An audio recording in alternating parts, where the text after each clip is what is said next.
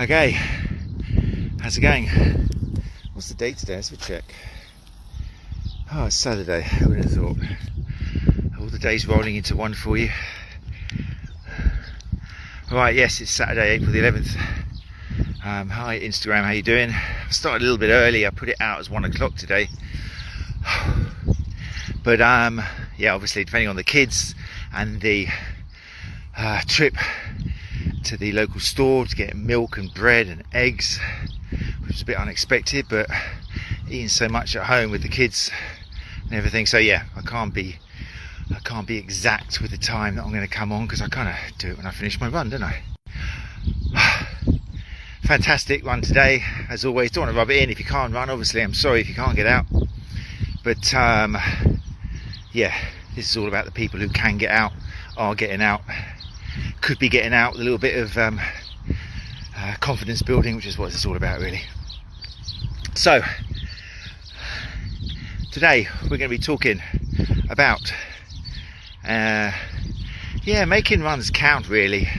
Playing around with the variables we've got, which essentially are pace and intensity, and even those you can kind of divide up into further subcategories. But the first few of my advice for new runners series has been just trying to get people out of the house, breaking down barriers. They're all on YouTube, so if you haven't seen them yet and you are starting from scratch, then I suggest you do start off on the first one, which was recorded a week ago now, 7 days ago. And that's all about eliminating barriers to give you the confidence, ways to make sure, let me just get my 2 meters in here. Ways to make sure that you don't find yourself up against a wall before you even get out the door. So yeah, they're all on YouTube. That's the first one. But we've reached the stage now where hopefully, I fast forward a little bit, because for a lot of new runners, that's it. Just get out the door. All the things I said, just take it easy, relax, smell the flowers. If you're running out of breath, then take it down to walk, run intervals, etc, etc, etc. It's all there. But there will come a time where you need to start thinking, if you want to take the next step, you want to start thinking about things like maybe running a bit faster if your breath lets it, maybe tackling a little bit of a hill if your legs allow it. So that's what today's all about. The whens, wheres, hows, how much is, and all that sort of stuff. So just say hello to Zone 6 Concept. How's it going? Thanks for joining us. Feel free to say something in the comments. Gets a little bit eerie with people in there not saying anything, even if it's just a hi, or where you're from, or whether you're out running, or what you're doing at the moment. You're sitting at home. How's it going? How you feeling? Yeah, if you're tuning in, feel free to stick something in the comments. That's what it's all about. So hey Zone 6 Concept, hey Jim Jer or Jim Gare, how's it going? Again, where are you from? What are you doing? Where are you? And hey to Emma, I know you. Hope you're well. Thanks for joining. Where are you at the moment? Home? Online consultations? Making another great video? Maybe you're out for a run? What are you doing, Emma? Tammy, how's it going? Thanks for following. Again, let me know. Where are you? What are you doing? How are you feeling? Write something on. In. At. Don't just... wave will do then, Emma. That's fine. A strong woman, a few words. When she does open her mouth, it's something very, very deep and meaningful. Oh, she's sunbathing. There you go. That makes it a little bit more meaningful. Emma's sunbathing. Fantastic. Good to hear. That's motivating. Tammy just got back from a 7-mile run, struggling in this heat. Yeah, struggling is the wrong word. Struggling is the wrong word. Embracing the heat. That's a way of increasing intensity, isn't it? Which we'll talk about later on. And things you've got to bear in mind. Chris Kitson's in the house. Hey Chris, how you doing? What are you doing, Chris? Are you working, taking calls, online consultations, thinking of a run, looking after kids? What are you up to, Chris? Jim Gare, hey, we're based in Shetland. Love these live chats. Fantastic. Shetland, I've never been there. It's famous for the ponies in it, but there we go, that's about all I know. Thanks for joining us. Chloe's in the house. Hey Chloe, how you doing? Chloe, nice to see you. I haven't seen Chloe since the conference, but I'm following your feeds. Looks like you're enjoying a little bit of, what was it, acrobatics on your birthday and pole dancing and stuff. Hope you do well, Chloe. What are you up to at the moment? Are you at home? Sunbathing? Running? How you feeling? Bikes and Laces, there's Jess, how you doing? We're going to be talking to Jess, or I'm going to be talking to Jess, just me, on Tuesday. Strength and conditioning for runners, which which I've purposely avoided for now. I've not mentioned strength exercise and stuff. I'm saving that for when I'm spending some time on Jess's channel, Bikes and Laces. And Chris is looking after the kids today. Hey Stevie John, how's it going? Where are you? What are you doing? How are you feeling? Etc. etc. Feel free to write. Anyway, right, back to what I'm going to talk about. Yes, so there comes a time once you manage to get out the door and build your base endurance for running, which a lot of that is cardiovascular, just getting your heart used to that increased output. We talked in the previous thing what to do if you're getting a few niggles and aches, but in theory, if you're kind of functionally fit, can move around, as long as you don't do too fast and you're not wearing totally inappropriate shoes, then you should be able to get by without really running into too many problems. You'd think, although a lot of runners do, but like I've said in the previous episodes, it's because you're running probably too far, too soon, too often. Maybe you should just be doing jog walk for the moment, but it's trial and error. So we are talking about, eventually you're going to reach a point where if you want to actually become a better runner, i.e. be able to run faster or run for longer or run more often, if you want to be able to do that, then you're going to have to play around a little bit with the variables. Okay, you're going to have to set a few goals and divide your running sessions into, we're going to have to turn your running into a little bit more like training, okay, which basically means you're going to do something a little bit different when you go out. Okay, now to generalize, really what we're talking about is, let's go first of all with improving your cardiovascular fitness. Okay, improving your ability of the heart to pump out that blood, get more oxygen to your muscles, and maintain it for longer. Now a lot of that's to do with pace. Now here I love talking about Matt Fitzgerald's 80-20 rule. Matt was a guest on the podcast back in December, I think, and he's going to be again soon actually, which is a news flash, hopefully, talking about his new book sometime in May, so look out for that. But yeah, the 80-20 rule is one which you need to embrace, new runners definitely, and basically what we're talking about is, okay, 80% of your running during the week should be, in generalising, depends on your goals and where you are in your training plans and if you've got competitions coming up, but essentially 80% of your running should be done at kind of a 3, maybe a 4 out of 10 intensity, which means shoulders are low. You could have a conversation, although at the moment you won't be having a conversation because you're not running with anybody. That's important. But yeah, you could have a conversation with yourself, and often I'll get runners to practice that. Try saying the alphabet. If you're A, B, C, then you're not 3 or 4 out of 10. You should be A, B, C, D, E, F, G, and fine at that sort of intensity. Now for beginner runners, that might mean you have to walk a little bit and run, okay, if it's not happening. But 80% of your running should be at that intensity. Okay, I very much doubt many runners do that. If you're going out kind of 3 times a week, then 80% of that, which pretty much is 2 of those sessions, should be done at a breathing, nice, relaxed intensity. Not many runners do that. Okay. Now the 20% is where you let it out. 20% is where you can actually untame the beast. Okay. Now, what a lot of runners tend to do, even experienced runners, is they kind of spend the whole week at about 60% in terms of the pace. 60, maybe 70%. So a 7 out of 10 intensity sort of thing, 6 out of 10. They're kind of in between the 80 and the 20.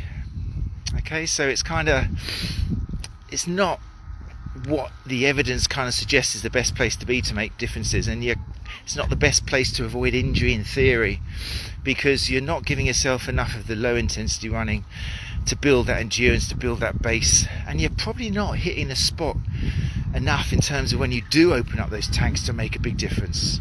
Okay, if you're running all week at a 6 out of 10, are you truly able to reach that 8 or 9 out of 10 during your hill sprints, or during your intervals? Probably not.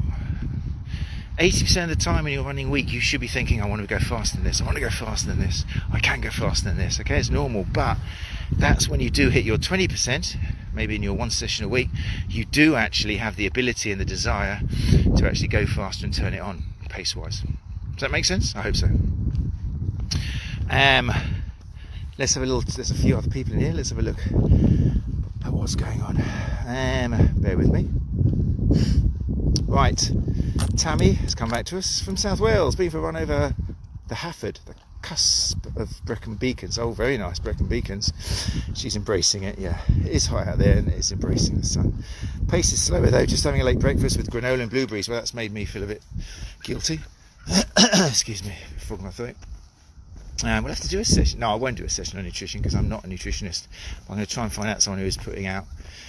Well, I have done dietetics actually, but I don't like talking about nutrition. It's a very dodgy, weird area I don't feel comfortable with. But anyway, yes, sounds like a great breakfast there, Tammy. Let me just turn around.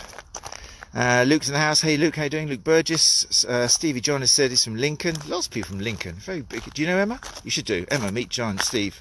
Stevie John, meet Emma. Just turning from injury, hoping to learn from past mistakes. Cool, Stevie. Well, I hope there's some stuff so far in the 7 or 8 episodes I've done.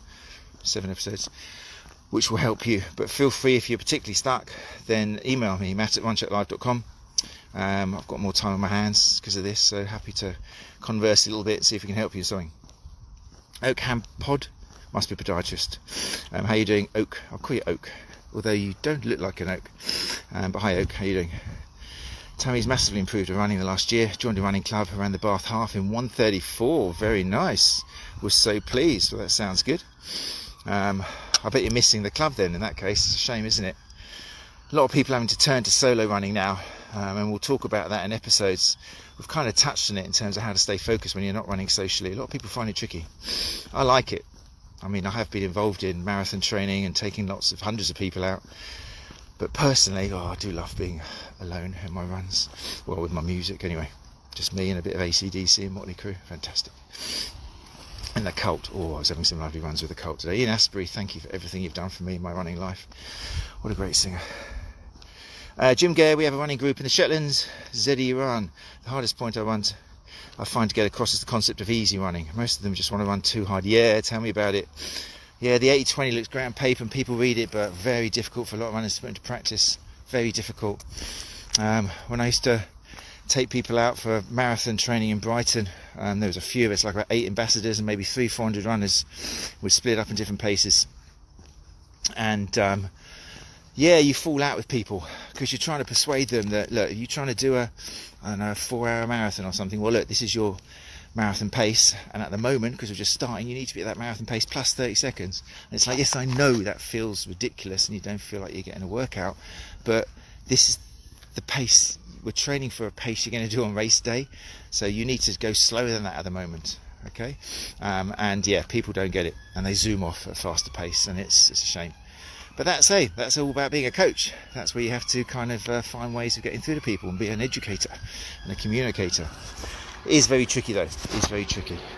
I try and tell people, look, save it. I've taken runners out in the past saying, okay, I'm going to come out with you on a 20%. I'm going to come out with you when we do open it up and just see if you are opening it up. Yeah, and I push that runner so they're nearly sick at the end, just to let them know what 20% actually is. And then, believe me, they want to kind of relax for the other 80% a little bit. That's a good way of doing it. But anyway, there you go, Jim. I hope that helped. Bikes and Laces. I often talk to myself as I run. It's my head clearing space. Well, you sound like, from what I've seen on YouTube, Bikes and Laces, Jess, you've got a very clear head, so it works. I'm looking forward to chatting to you on Tuesday. Emma says she's managed to improve her base fitness. Less high intensity means more time for training or less hit. I think Strava's a lot to answer for peer pressure. Hell yes. Yeah, it is. When people are posting things online, they really don't want to post about easy runs, do they? It doesn't make them feel proud about themselves. It's a shame. So I agree with you there, Emma. I came off Strava years ago. I don't post my runs online at all, because I'm not really into it. I know a lot of other runners and coaches I work with aren't into it either, because not everyone should be something to shout about. What's the point of putting it out there? And then if you're only putting up the ones which are the 20%, then it looks like you're not running much on your kind of feed of the dates you've been out. So it's kind of a weird one. But yeah, I understand. I think Strava has got a lot to do with peer pressure. It's very true. Tammy, she runs 80% at least all the time. I run 80% at least all the time. My shoulders are never low. I don't even know how to relax them now. Shoulders is a great one. When I'm out with runners in the past, and I've been out with groups, and I'll fall back and just kind of look at people's shoulders from behind and just say to them, look, can your shoulders go any lower? And just that turning from shoulders right going from to just you might take like 10 seconds off your running pace, but that allows your shoulders to go down, and it's a great method, lowering the shoulders. Some people have just got permanently kind of contracted muscles and trapezius and levator scapula and stuff, and it's hard to get those shoulders down. But a lot of people emotionally, yeah, if you just say breathe, relax those shoulders, it takes your pace down. You take that edge off, especially if you're training for distance running or trying to get your just base miles in and stuff. So yeah, it's tricky. Tammy says, I get scared I'll lose my speed if I keep running slow. No, not at all, Tammy. No, you will save that energy for when you're doing your intervals, your sprint sessions, and you'll run faster during your 20% time to turn it on, and that's where you start opening new doors and being able to push your body past boundaries during that 20% time. And you'll know when you finish those, you think, geez, I really did open the reserve tank up during this session. And you'll want to relax for the other 80% of the time. It's a huge thing. It really is changing the chip. It's like becoming you get much more, what am I looking for? I'm trying to it's like a dog jumping up at a door wanting to go out for a walk. You don't take it out all the time, but when you do finally get out that door, woof, dog's off, going crazy, enjoying itself. You've got to kind of leash yourself back and not let yourself out the door all the time. I have no idea. I'm not a dog owner. I don't know if that makes sense. Anyway, right. Hi, if you just joined us, we're talking about playing around with pace and intensity to get the most out of your running. So I've talked about speed. Obviously that's one way you can change your routines, and we talked about the 80-20 idea, where 80% of the time your pace should be kind of 3 out of 10 intensity. It depends what sort of person you are. Personally, I think for younger runners, in the terms of experience, where you're not quite, as you get more experience as a runner, you can tell what speed you're running at. You can guess your pace. I used to pace marathon and half marathon, and these guys who do it, you can maintain that, whatever it is, 9-minute mile or something in the marathon for 26.1 miles, because you can feel what you're doing. You're not looking at, you look at your watch now and again, but you're not actually conscious, because you can feel your body. You know what that pace feels like. But for the younger runner, the less experienced runner, I think it's a good idea to splash out on a nice cheap Garmin Forerunner or something. I haven't looked lately, but the ones I used to recommend on Amazon were about 85 quid or something for a Forerunner. I can't remember what it is called now, C60 or something, or an F60, something like that. You don't need all the flashy stuff. You shouldn't spend over 100 quid really, don't have to. But it's useful to have a look down and see what pace you are actually running at. I think it's really good. Until you can tell, until your body's got those running miles banked in the memory, you don't really know how fast you're running. And that's why so many runners will start off a marathon or half marathon, or even a 10 miler running at their park run pace, because they just do park run pace all the time. Younger runners should be quite surprised what a slower pace really is. Okay, when I've taken out marathon runners in the past, they're quite shocked when we start off, for example, at a 10-minute pace or a 10.5, 11-minute pace, because it feels like this is a waste of time, but it's not a waste of time at all. Okay, and younger runners have to keep looking down at their watch to remind themselves to slow down. It is a challenge. So I do recommend investing in a watch.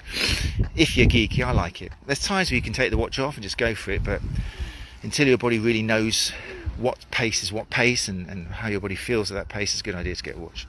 I think that's good advice anyway for me. Let's talk a little bit before we finish on the other type of intensity, hills.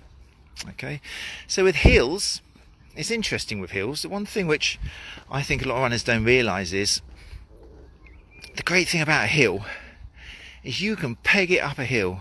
And let's imagine we're doing hill sprints. You can peg it up as fast as your little legs can possibly go, but you're never going to reach the same speed as if you're running on the flat.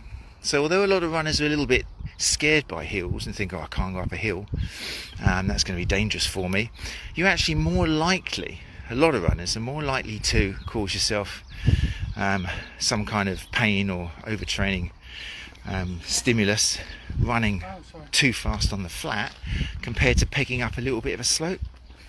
I remember I wrote back a long time ago for Runners Connect a piece on hill sprints, and it was really quite well received because a lot of runners don't realise how safe it is doing a 8-second hill sprint up kind of not a massive big gradient. You're only looking at a kind of 30 degree or something, really not steep at all, just enough to make it the sort of thing you find in a park, enough to slow you down, but you can still run super fast up for about 8 to 10 seconds.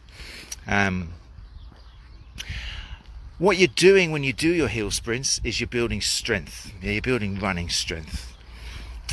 Adding that incline is working the muscles. Okay, your cardio is going to feel pushed as well because you're going as flat out as you can, but you're not going to reach your top sprinting speed because you're going up a hill. It really is your legs as you're striding up that hill which are going to be getting the benefit and the workout. By getting stronger in the best way possible for runners, which we'll talk about with Jess on Tuesday at 11, by doing your hill sprints you're improving that strength so that from each time your foot hits the ground and springs off to the next foot, you're getting more bang for your buck. You're improving the strength of the muscles and the ligaments, and you're actually flying more through the air with each pace, which is what running's about. You need strength to be able to increase that float time. Okay, when you're running, when one foot leaves the ground and the other foot's still off the ground, there you're going through the air. Okay, that's how you get from A to B faster, by increasing the amount of time when both feet are off the ground, and that relies on strength. So the hill sprints, increasing intensity through a hill, is a very important part for runners, but it falls into that 20% of the 80-20. Okay, and I tend to get younger runners, as less experienced runners, to focus either on strength training on hills as their one session a week, or doing flat work, kind of pace interval work. You don't want to try doing both at the same time. Do a little periodization of maybe 6 weeks of hill repeats, gradually building up. If you do a search on Google for Runners Connect, Matt Phillips or something, or hill training, hill reps, I think it's on my website maybe, runchecklife.com, you'll see it, but there's huge benefits to be gained from hill training, I think, in terms of reducing risk of injury and improving your running, and just suddenly seeing your pace increase, because you can only run as fast as you are strong, in my opinion. But there you go. Right, so let's have a look at the people in here. We've had a few questions. This is great today. Thanks for joining me, guys. Let me have a little look what we got going on here. Tammy feels the Strava pressure. Get off it, Tammy. Just give it up. Give it up. Give it up. Stevie John, when trying to work on pace zone, should I take much notice of heart rate? My cardio isn't as good as it was due to injury. As good as it was due to injury. Yeah, heart rate zones is a very personal thing.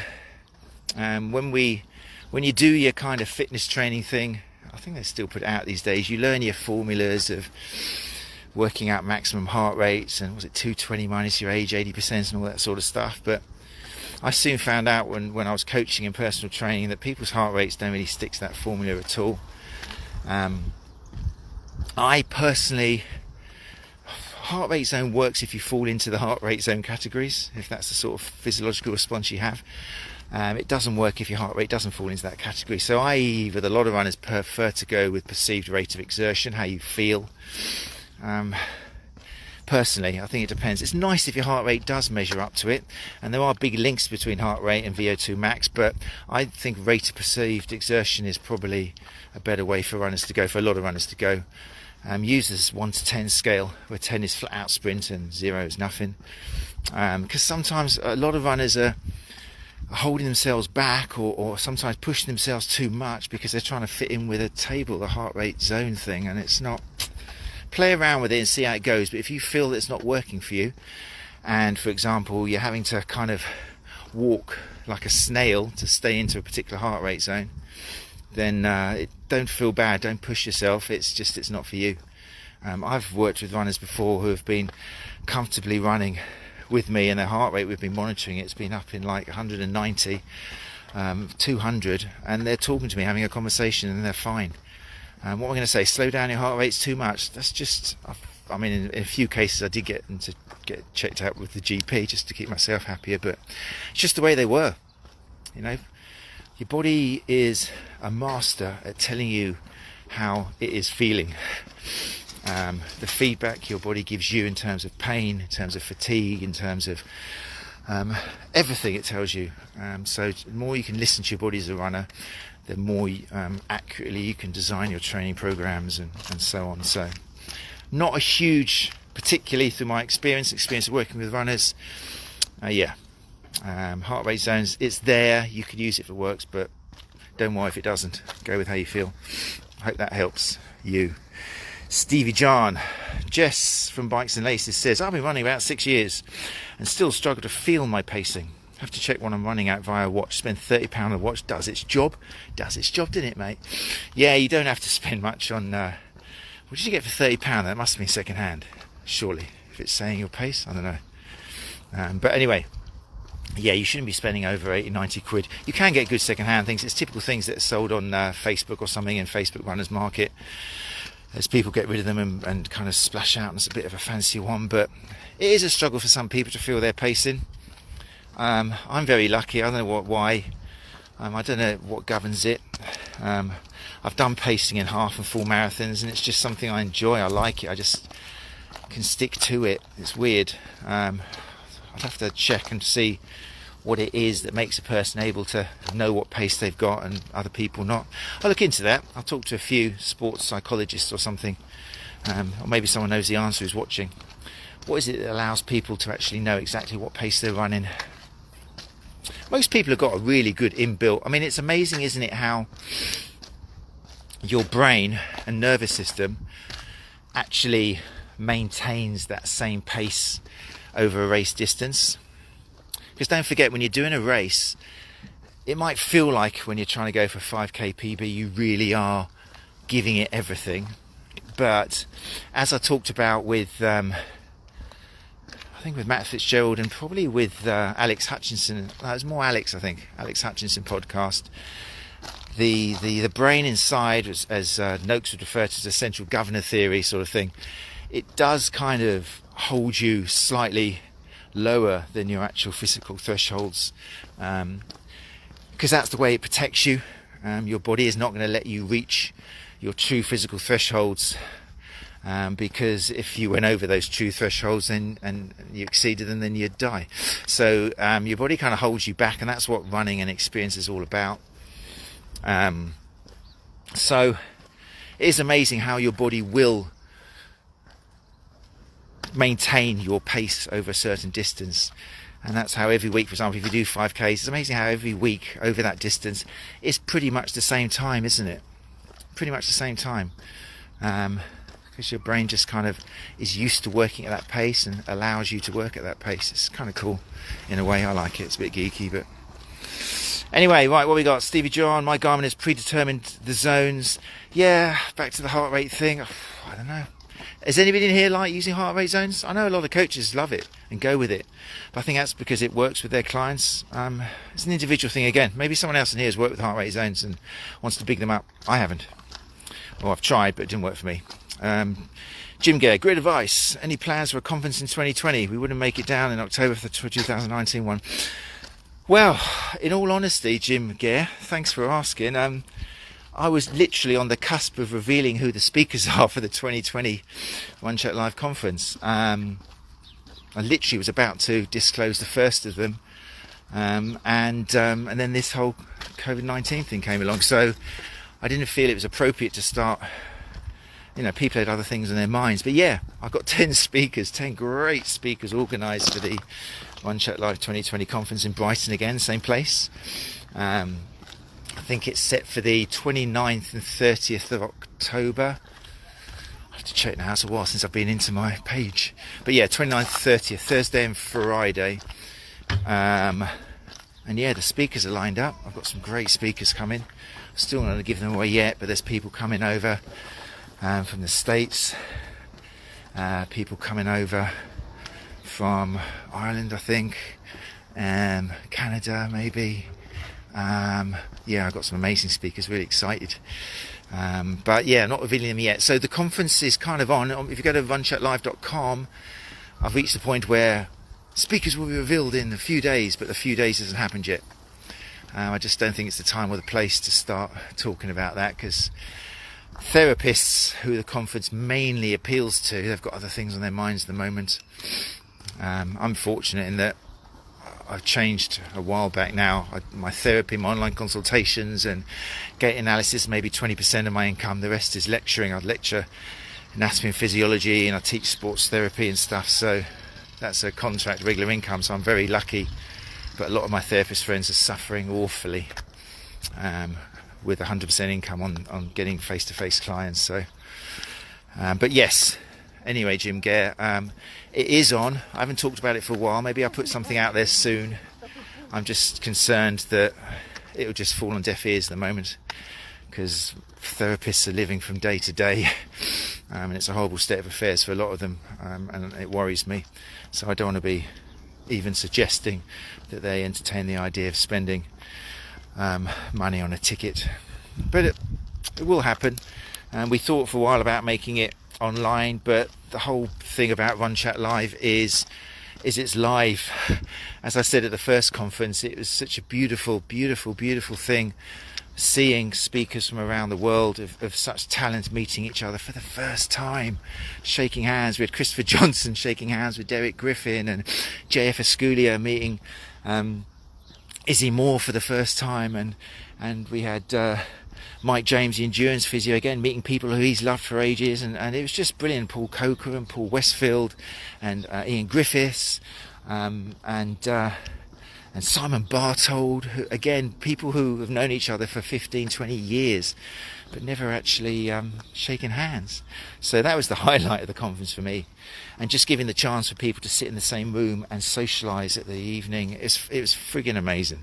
I loved it. It was probably one, apart from my kids and getting married, it was one of the highlights of my life.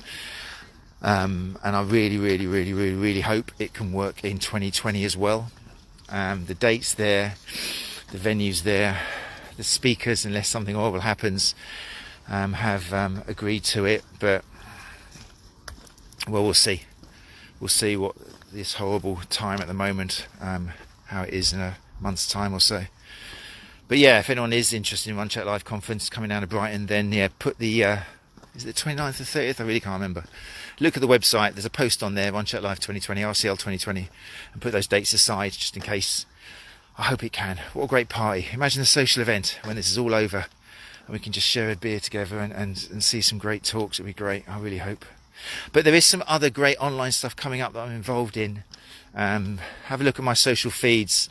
There is some great online stuff coming up, organised by Physio Matters podcast team, in collaboration with Sports Injury Fix. Yeah, we got some amazing stuff sorted out, which I really hope will be really beneficial for both runners and therapists. So yes, keep an eye on what I'm putting out and posting at the moment. Some good new accounts to follow. Therapy Live is one of them. Look out for my posts on that. Right, Tammy. What does Tammy say? I can't avoid heel. Now, Tammy, I can't help reading this in a Welsh accent for some reason. But I can't. I'll do it without my Welsh accent. I can't avoid hills living in the valleys, unfortunately. Do you know Mike James? Have you fallen for the endurance physio yet? Not fallen for him. But do you know him? He's very wonderful speaker from Wales and therapist. You probably have heard of him if you follow me. He's amazing. I love his accent. It's great. Bikes and laces. I'm the flip side, Tammy. I live in a mostly flat pace. I live in a mostly flat pace, or a flat place, or a fat pace. You have to tell us what you're talking about there, Bikes. Is it a flat pace or a flat place, I guess? Pain and Performance. Hey, how you doing, Pain and Performance? Good to see you in the house. Hope you're well. Cold Pod, Fit for Long. Bikes and Laces is back. Huawei band, brand new again. Oh right, that was the name of the watch. Heart rate, so works well. Oh cool. So you can get it for 30 quid. Right, I'm getting home. I've got to go and look after my kids. Chris is off to look after. He's going to do some RPE. If going off RPE, do you find your pacing can be off when internal loads are higher? Internal loads as in what, internal stresses and that sort of thing. I see what you mean. I mean, your rate of perceived exertion is very much affected by how you're feeling as well. But I don't know, because I think sometimes it's a positive thing. You can transform your run by actually being positive and thinking, clearing your head and shaking it out and turning on music. And this is why I love rate of perceived exertion. You can take control and clear your thoughts and get a good workout by being positive and just actually putting some music into your head. So I think yes, your rate can be changed and made less accurate if you are feeling down and you've got internal stresses going on, but that you can change that. You can knock that on the head and you can get happy again. That's what the beautiful thing about running. That's why I think RPE does work maybe better than a heart zone. Hope that answers your question. I do love running. I'm missing my run already. I've got to go home now, but I'll be back tomorrow. This is the beauty of running. Right, what do we got? Oh yeah, Phil Maffetone. There you go. Pain of Performance. Daniel in Glasgow, not osteo, as he has been known in the past. Maffetone heart rate zones as part of the 80-80-20, all of it. Maffetone is the interesting one, isn't it? I love Dr. Phil because back in the day, yeah, he very much confirmed my bias against stretching. He's not a fan of stretching. But I do feel that some of the heart rate zones have people crawling along and just going, this is silly, this is too slow. And that's where people who don't fall into the boxes actually discover that we don't all fall into the boxes. So yeah, the Maffetone systems work for a lot of runners and it can persuade people to slow down, but there's always that range of different people, isn't there, who might not fit into the boxes. So, but yeah, Maffetone is definitely one of the forefathers, one of the great guys to follow for runners, and a meaning guitar player. Stevie John, cheers. Can be running easy and still creep into tempo zone. Going to start using RPE. Yeah, give it a go. Come back one day and tell me how it feels. Right, Tammy, the conference sounds inspiring. Yeah, I hope you can make it down.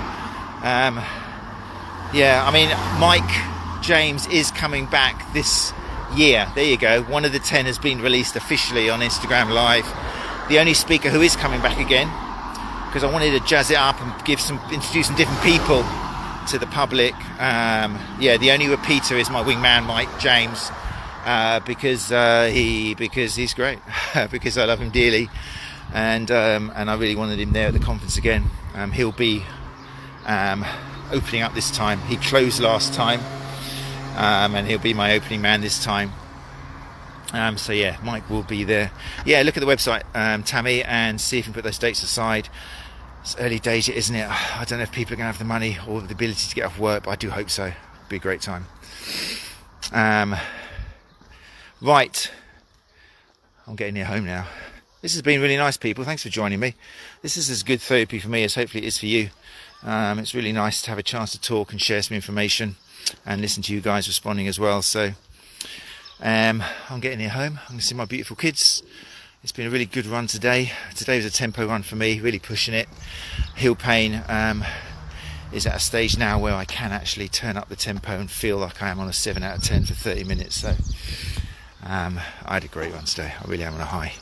But now it's time to sit in the garden with my kids and throw them in a pool, in a little inflatable 5 foot by 4 foot pool, just in case you think I'm rich. Anyway, there we go. Take care. Probably see you same time tomorrow, maybe, if you're around. If you are going out today, let us know how it goes. Let us know if anything which we talked about today has actually made a difference. Right, that's it. I'm back in my neck of the woods. I'll see you all soon. Take care. So long.